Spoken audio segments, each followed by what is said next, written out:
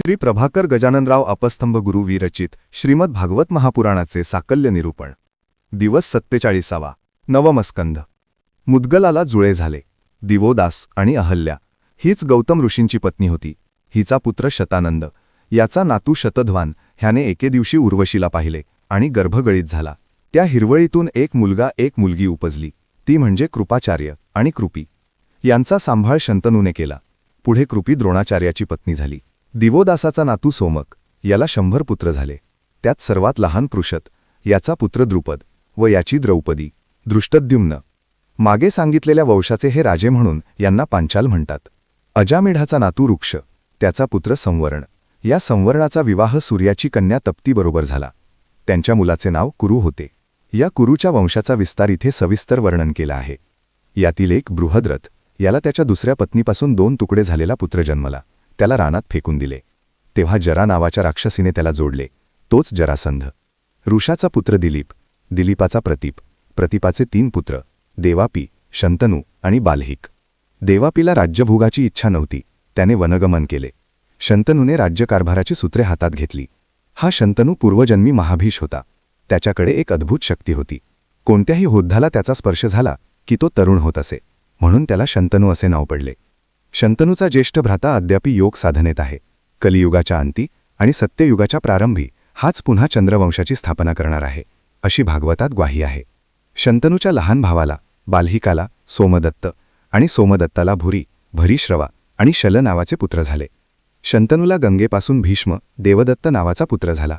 हा महावैष्णव, परमज्ञानी, रणधुरंधर वीराग्रणी होता.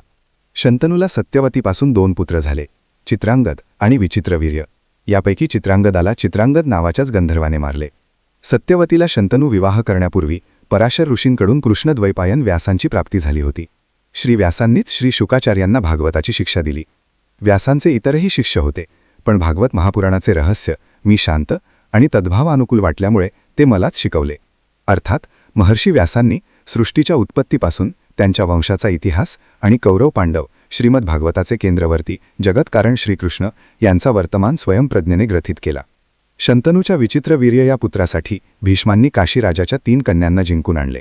विचित्रवीर्य अति कामसेवनाने क्षय होऊन निवर्तला. पांडू शापग्रस्त असल्याने त्याला कुंती आणि माधरीच्यापासून दैवी नियोगातून पांडवांची प्राप्ती झाली. अशा प्रकारे श्री शुकाचार्यांनी परीक्षिताला त्याच्या उत्पत्तीपर्यंतच्या वंशपरंपरेचे वर्णन केले. त्याचबरोबर त्याच्या पुत्रपौत्रांचेही वर्णन केले.